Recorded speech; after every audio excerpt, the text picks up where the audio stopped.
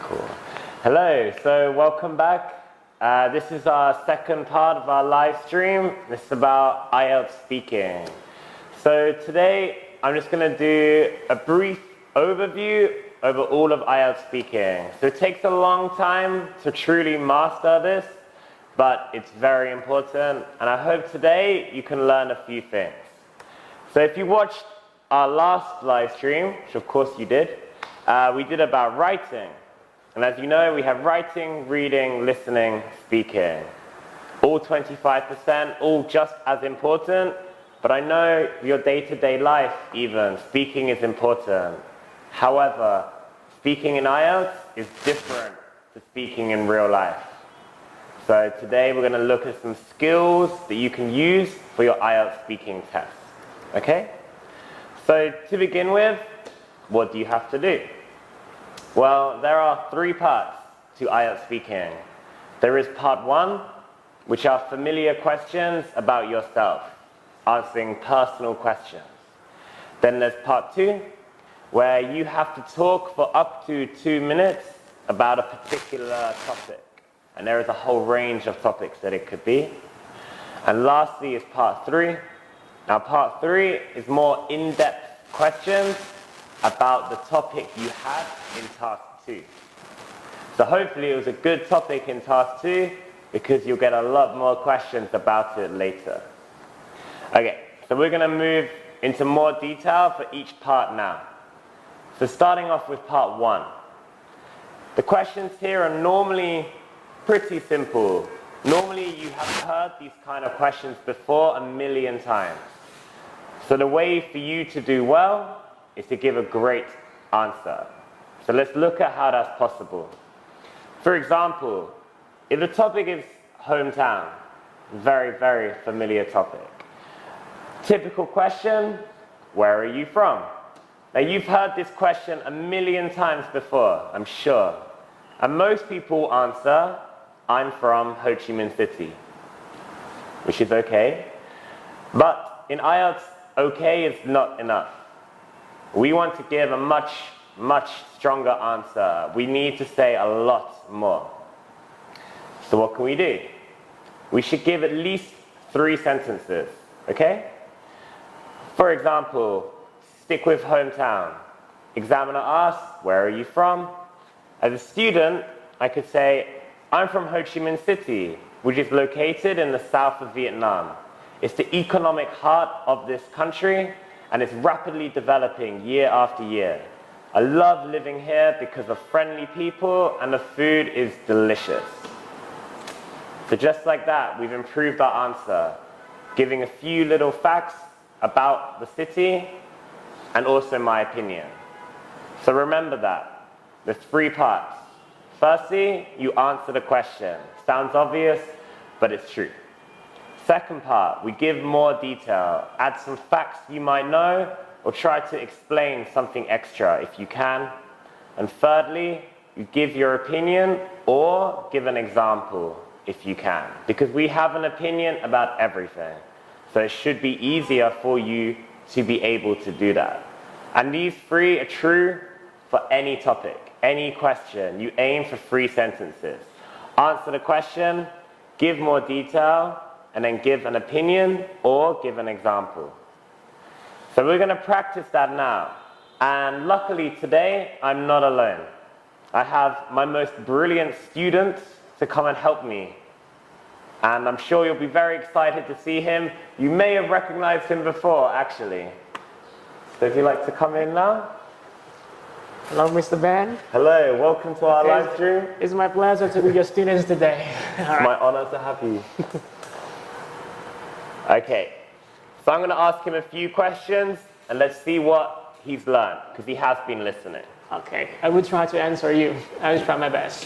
Thank you. So the first question, do you have any hobbies or interests? All right.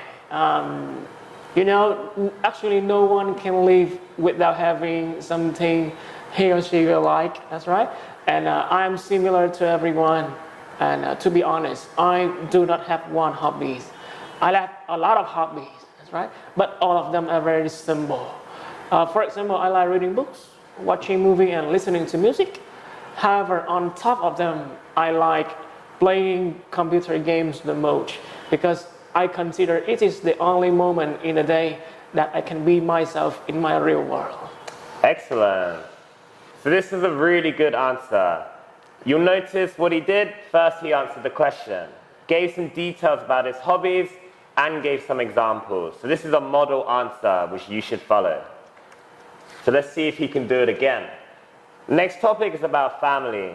All right. So we're going to ask you, do you have a small or large family? Let me see. My family is not small and it's not big. Actually, my family consists of 4 people. I'm currently living with my parents and my grandfather. So totally we have 3 generations in my family, but just 4 people in total. All right. Excellent. And that's another very good answer. Instead of just saying, I have 4 members in my family, my parents, my brother, and me, it's very boring. So what he's done there, he's given more detail, he's used more vocabulary. So that means he's going to get a higher score. So let's try one more question here. This is very simple. Do you work or are you a student? Are you kidding me? I think you will know the answer by just looking at my face. I'm not that young anymore. All right, just kidding. I'm working right now. You know, I'm working at, for example, I am a shop assistant right now. And I'm work in District 1, which is just 3 kilometers away from my house. All right, excellent. So here, do you work, are you a student? It's a very familiar question. It's a very simple question. But you can see what he's done is he has expanded his answer. You could easily say, yes, I work. But no, he's making a little joke. He's saying a bit more. Examiners love that. I love that. He loves that. We all love it. So what we're going to do now is show you how we can create questions and how we can answer even more variety of questions. So there's a lot of topics you can get. I believe there's over 400 topics. So you need to be prepared to answer about anything. That's why we remember the 3 sentences. To answer the question, to give more detail, and use an example or an opinion. So I've drawn up a list of possible topics. Now we're going to ask each other some questions. Okay. So actually, I'm going to ask you one question first, All right. and then I want you to ask me a different one. Okay? Right. So, here's the first topic. We're going to talk about friends. Friends. Okay. So, do you like to have a small group of friends or a large group of friends?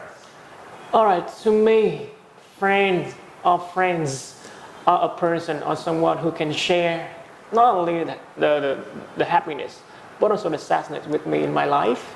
And to me, if I have a choice between a lot of acquaintance and a group of friends, but just some, I think I will definitely go with some really close friend. To me, you know, we have a very famous saying, which is a friend indeed is a friend indeed. And if you have a lot of acquaintance, but when you are in trouble or something like that, you need help, but no one show up. So it's meaningless, absolutely meaningless. But if you have just 1 or 2 people who will show up straight away whenever you need them, even at midnight, it's totally different. So to me, 1 or 2 really best friends is much better than have a lot of people around, but can do nothing for you. Sure. It's a fantastic answer there. He gave us a lot of detail, fully explained his answer, and even had a nice little phrase in there. So he would definitely be scoring very highly. So now I want you to try and ask me one question. All right. But make it easy. Don't challenge me. All right. So I want to ask you about reading. So do you like reading? Do I like reading? It's a very interesting question, actually, because when I was younger, reading was a particularly important hobby for me. I needed to develop my writing ability. So my teachers at school, my parents at home, they both encouraged me to read a lot. But I was never really interested in it. And as I've got older, that interest has only dwindled. And actually now, I think I never read. If I am to read, I will just fall asleep.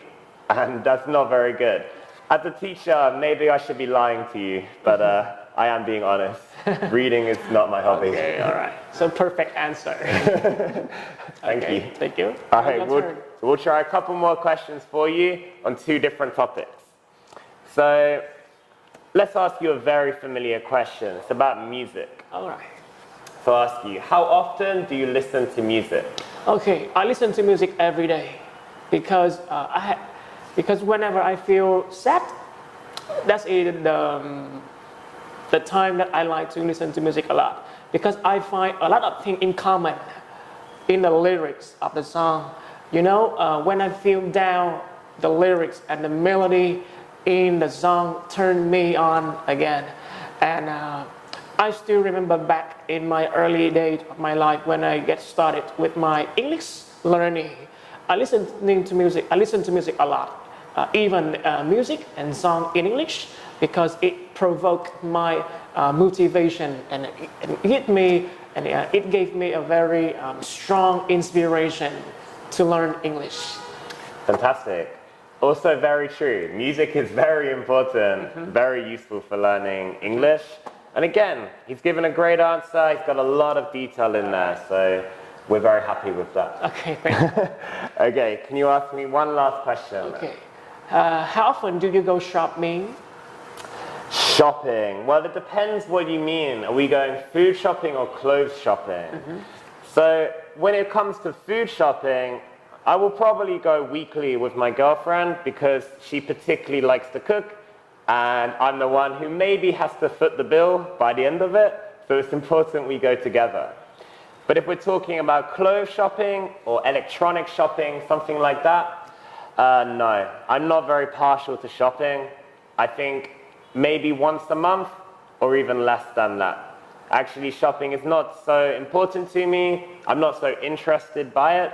So I would rather spend my time doing other activities rather than shopping. All right. Excellent. So reading and shopping, Okay. not strengths for me.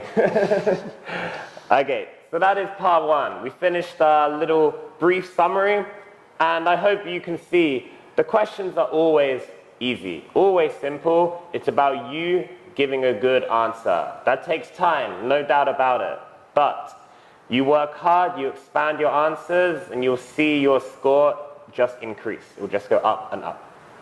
Okay, so now we're going to move on to part two, and unfortunately, my very able student has now left us, but don't worry, he will be back soon.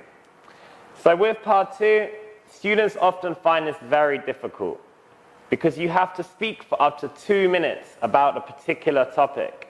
Sometimes that topic is very difficult, sometimes that topic is very easy, but regardless, 2 minutes and it's not your native language, it seems like a lot of time.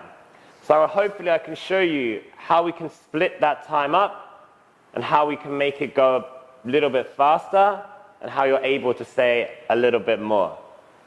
So you'll notice a very typical task card behind me, and they always have the same form. You will describe something first, and then it says you should say, and it will have 3 parts. These 3 parts are like what, where, when, these kinds of questions, and at the end we explain why about something. So let me go into more detail and properly explain about this particular task card. So here we have to describe a piece of electronic equipment that you find useful. So you should say what it is, how you learn to use it, and how long you have had it. And explain why you find this piece of equipment so useful. And this is a very typical task card. This is hopefully quite a simple topic. Why? Because you probably have an electronic piece of equipment somewhere in your life. No doubt you're probably watching this on a laptop or a phone. So there's the first thing that you can talk about. So, like I said, 2 minutes. 2 minutes for this task card. So we can split it up into 5 different sections. And splitting it up like this will help us to have a good structure to our answer. Because just like an essay, part 2 speaking needs a good structure. So we can label it up. So we have the first part here, where we're going to describe about the electronic piece of equipment. We're going to say 2, what it is. We're going to say 3, how I learned to use it. 4, how long I have had it for. And lastly, 5, why I find this piece of equipment so useful. Now you may also know, when you are in the speaking exam, you have 1 minute before you start talking. That 1 minute is for you to be making notes. And making notes, I believe, is essential for this. If you do not make notes, you will not get a good score. It's as simple as that. Because if you have notes, you have something to look down on. You have something to refresh your mind. But also remember, they are notes. They are not sentences. Do not write sentences. Otherwise, you will end up reading them. And when you're reading the sentence, you're not thinking. You're not thinking, where's my next idea? And you just say the sentence. The time will run out in about 30 seconds, and then you have nothing left to say. So it's very important. We just make notes about key words. And these key words we expand upon. Just like in part 1, we have very simple questions.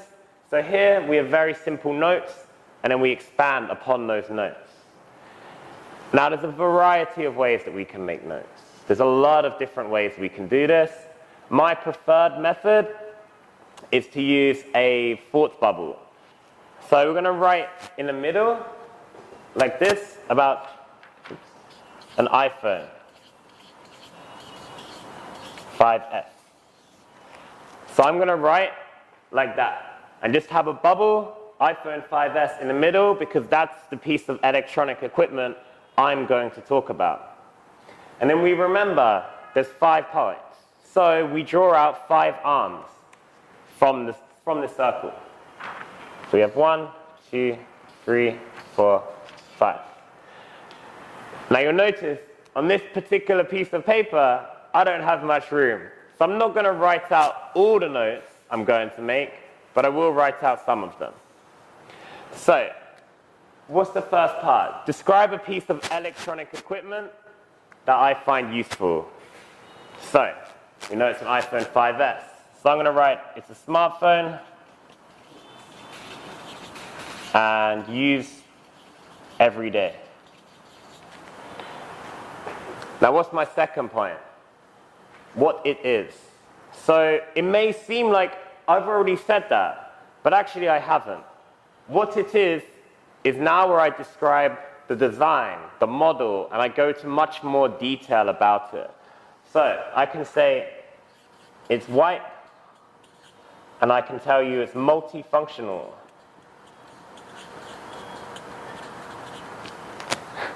So using a word like multifunctional allows me to remember all of the different functions, all of the different uses, and I can go into much greater detail then.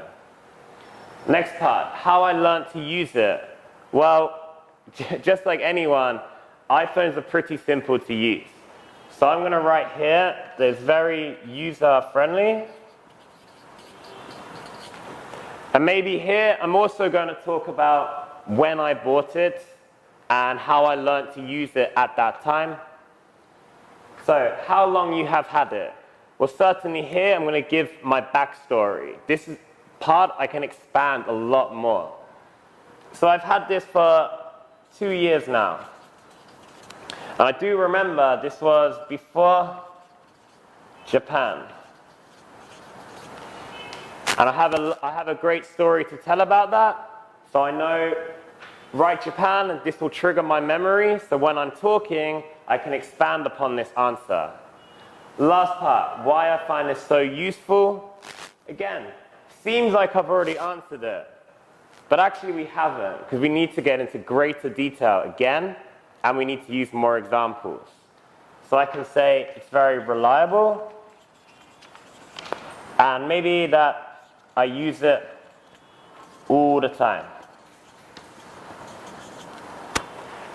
So what I have now is just some basic notes, which if I wasn't stopping to talk, wouldn't have taken me very long to write down.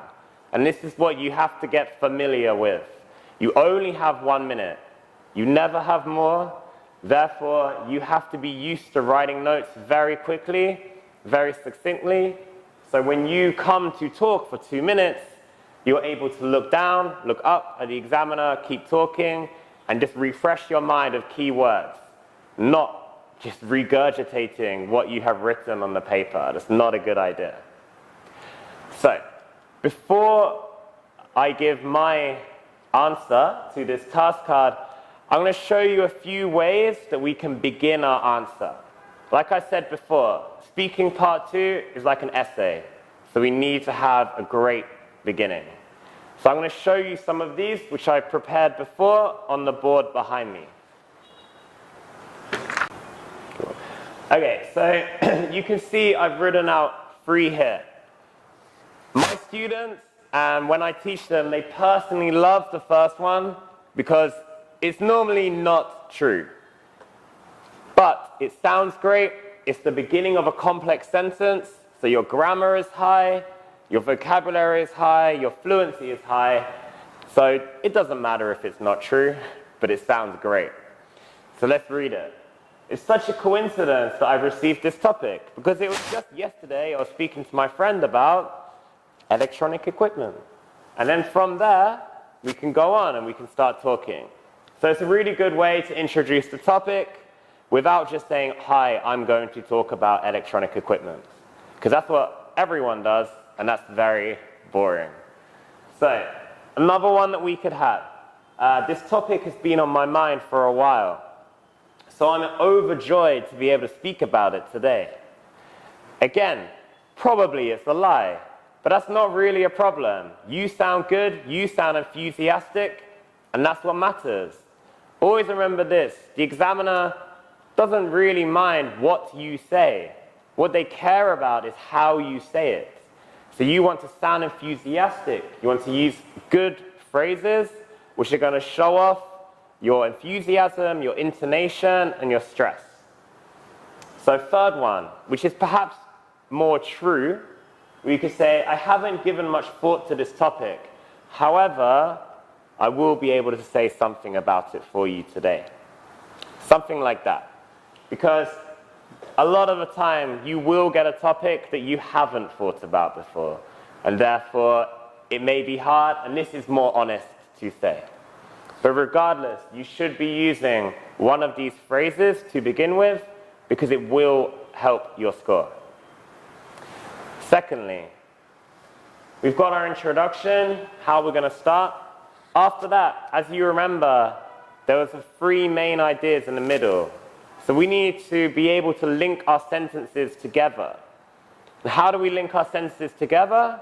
We use a lot of transition words. Transitions words include conjunctions, include contrasting words, and consequential words. There is a lot here. There is a lot.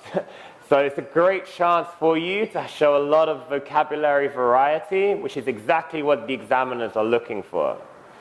So for this, instead of just saying and, also, we can say words like furthermore, moreover, additionally. And these are fantastic words to use because it shows how good your knowledge is. Secondly, maybe we want to show a contrast. So instead of saying but, we can say oppositely, conversely, on the other hand. Again, these are great words to use. Maybe also we want to give a consequence because we are telling a story.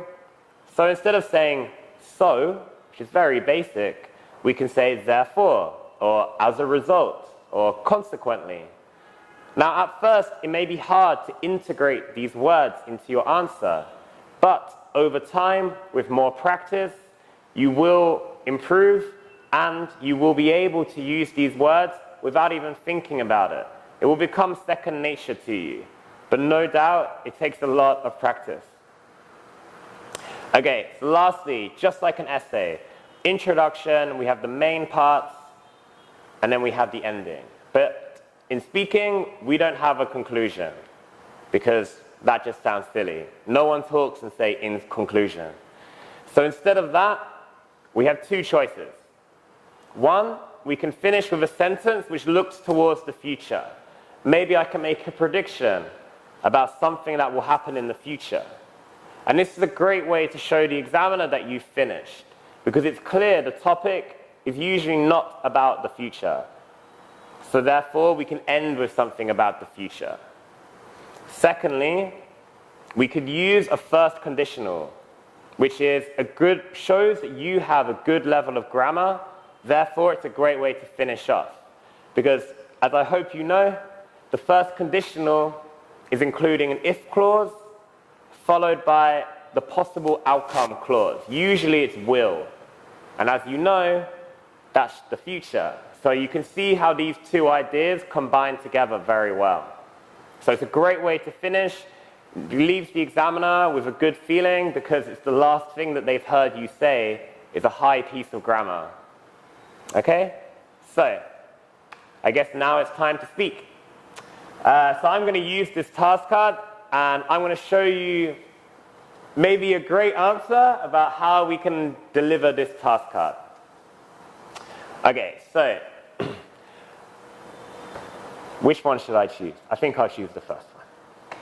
So it's such a coincidence that I've received this topic today, because it was just yesterday I was speaking to my friend about useful pieces of electronic equipment. Now, we talk a lot about this, and actually I remembered that in the past I was never much of a fan of pieces of equipment. I've never much cared about technology. However, one that I do use every day is my iPhone 5S. Now, this is not top-notch technology. This is not one of the best things in the world, but it is a smartphone. It is something that I use every day, and therefore it holds much more nostalgia for me because it carries a lot of memories. So what is it? Well, we said it's an iPhone, which is a smartphone. Not only that, but it's white, it's multifunctional as well. It's small, it fits in my pocket, I can take photos, I can take videos, I can go on social media, I can connect with friends all over the world, I can book flights.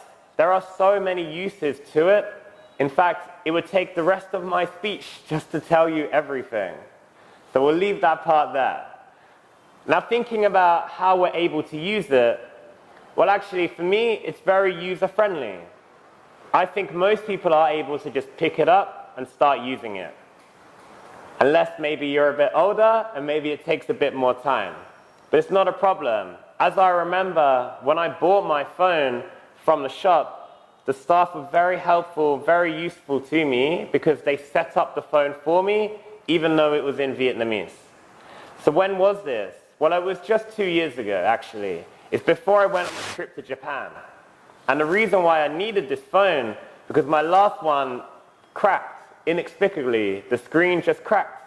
And so I had to buy a new one. And my girlfriend was pushing me to buy this iPhone because she said it takes much better pictures. And as I was going to Japan and I wanted to document my time there, we thought it was a great idea. So I did. So I bought the iPhone. We got a very good deal with a lot of memory. So in the end, I think she made the right decision to coerce me to buy it.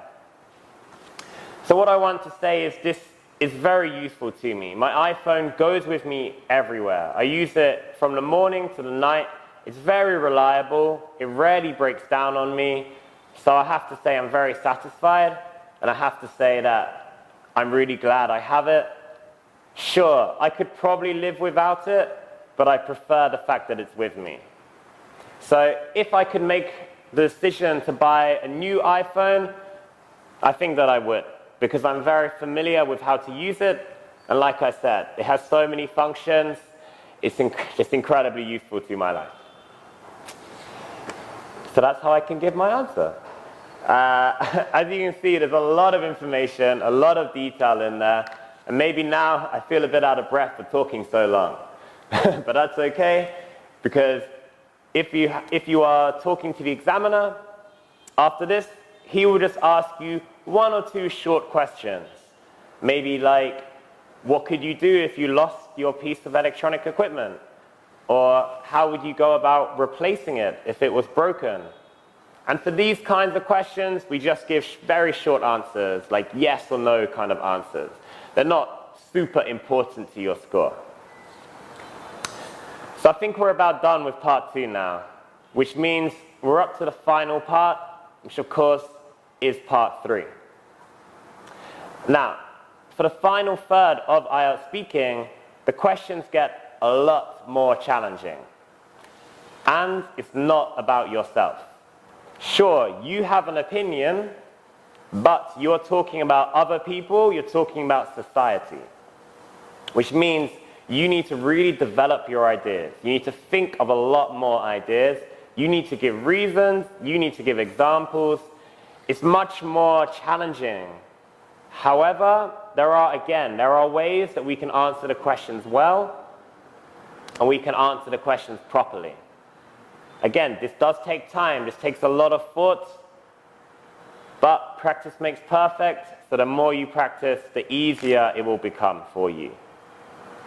So, with part 3, we want to try to use some more academic language. Especially if we can, we use some idioms. Now, idioms is your gateway to a band score 7 or higher. This is how we get a very high score. The issue is, idioms are difficult to use. They do not translate well across languages. More than that, you can't just say an idiom and that's okay. You have to use it in the correct way. You have to pronounce it correctly. Again, I could spend the next hour talking to you about idioms. I love idioms. English people use idioms daily. And so you should feel natural to use some of them. Like, it's a piece of cake. It cost me an arm and a leg. These are very simple idioms which you can learn, practice, and use. You should be sure to ask your teacher about some idioms that you can use in your speaking, or you can look some up online. Either way, idioms are fantastic. Examiners love idioms, and you are sure to get a higher score if you use them, especially in part 3. So, what I want to move on to first is part 3 questions are difficult, and sometimes we need more time to think of an answer. So what I'm going to do is I'm going to show you some starter phrases that we can use to buy yourself some time so you're able to deliver a great answer. So let's do that now. Cool. Okay, so here are our sentence starters that we can use for part 3.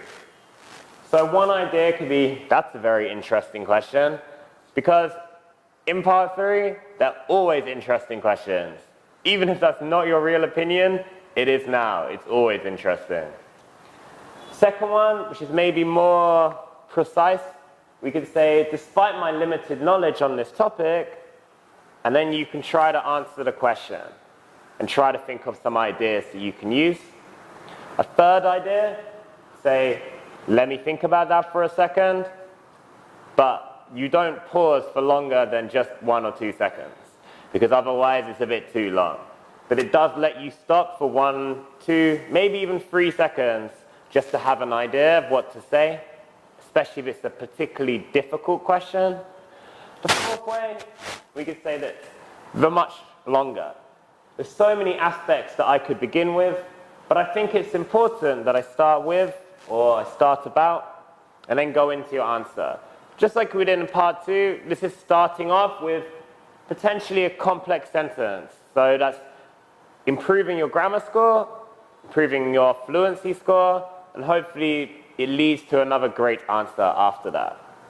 Okay, so like I said, part 3 questions are harder. And one thing I haven't addressed yet is when you are asked a question in part 3, it's more than acceptable to ask the examiner to repeat the question because they are longer. Not only that, but you can also ask the examiner to rephrase the question. And in that way, when they rephrase it, for one thing, you have longer to think about your answer. So it can be a technique to waste time. Secondly, you ask them to rephrase the question because you genuinely do not understand it, then it will help you to understand the question better and will allow you to give a good answer. Because you don't want to start talking off topic. You need to stay focused, you need to stay on topic. Okay, so for part 3 for this, we're going to look at the topic of skills. And I'm going to give you an example question. So we could say, what kinds of machine are used for housework in modern homes in your country? So maybe you're struggling to think of ideas, but some ideas we can say are, well, despite my limited knowledge of this topic, I believe there are those who use a vacuum cleaner in order to clean up the house. Not only that, people use a washing machine. The washing machine will be used to wash clothes, and it's much more efficient than using your hands in the sink. Perhaps another one is the microwave, because a microwave will reheat food much quicker, cooks much faster, and saves you a lot of time. So you can see what I've done there. I've given 3 different ideas. I've given reasons for my ideas, and even a short little example to show how one of the machines can be used. So that's a pretty typical answer that you want to give for part 3. And that will certainly be good enough. Obviously, if you're aiming for higher scores, you use more academic language, you use more complex sentences, and you develop your ideas a lot further. So to demonstrate how this can be possible, I'm going to bring back my very intelligent student.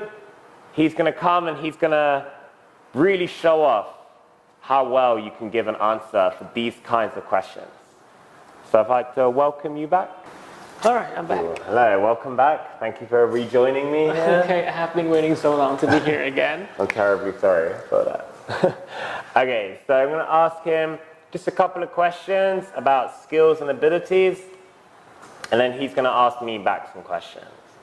So let's start with this. So which kinds of jobs command the highest salaries in your country? All right, actually, this is the first time I have been asked such a question like that. But I will try my best to answer you. Okay. As far as you know, back in the 1980s or something like that, you can get a high salary when you work as a doctor in Vietnam. But now things have changed a lot, and there is a lot more demand in the banking and finance sector. And I think today you can have high salary when you work as a banker. And imagine that when you work in a bank, you have a lot of opportunities to work with money every day. So that's the reason why you can have high salary, I think so. Yeah, absolutely. I think that's very true. And he gave a very good answer because he listed out some different occupations and he gave reasons for his answer as well. And that's exactly what we want to try to do. So let's hope he can do it again. So I'll ask him another question. So are there any other jobs that you think should have high salaries? Okay, if you ask me to pick up a job which can offer you a high salary, I will definitely think of doctor. Because you know, doctor, they have to take responsibility for treating patients every day. And there is a lot of burden on the shoulder. So I think they should be treated well by offering high salary in return. Absolutely, yeah. And I think we can all agree with that. Doctors do deserve a lot of money, so it's a good choice. All right. So now I believe you're going to ask me a couple of questions. Okay, I'm happy to do that. Okay. All right. So I will ask you 2 questions about skills and education. Okay. Okay. The first question is that what skill should young generation learn in modern day? Okay, excellent. Well, there's so many aspects that I could begin with, but I think it's important that I start with talking about the future. After all, the youth, the young generation, they are the future of our country, of our world. Therefore, I think it's very important they look for skills which are going to help them in the future. These may include skills to do with technology, to do with the internet, to do with virtual reality, artificial intelligence, and there's many more. There's a lot of skills that they should be focusing on, but certainly I think these are ones which are needed and are necessary for the future to not only improve themselves, but to improve society and just improve the world, basically. Okay, fantastic. And the second question is, what skill should be taught at home for children? Excellent. So that's a tough question. I have to think about that. because, you know, I'm not a parent yet, so I cannot speak for them. However, as a child and growing up, I know that it's very important that children learn to do chores. They learn how to take care of themselves, learn some responsibility. Therefore, I think it's very important that children learn from their parents how to cook, how to clean, how to do the laundry, how to basically live independently so that they do not have to rely on their parents when they're older. Sure, it's no piece of cake to do all of these, to be responsible for all of this, but it is absolutely necessary, and I think most people would probably agree. Fantastic. All right. Yeah, so we have now finished part 3, and we've now finished the speaking test. So we could give each other a score out of 9, but we don't really have time for that today. I mean, I'm sure we did very well. So thank you very much for watching. I hope you really enjoyed it. I hope you've learned something today as well.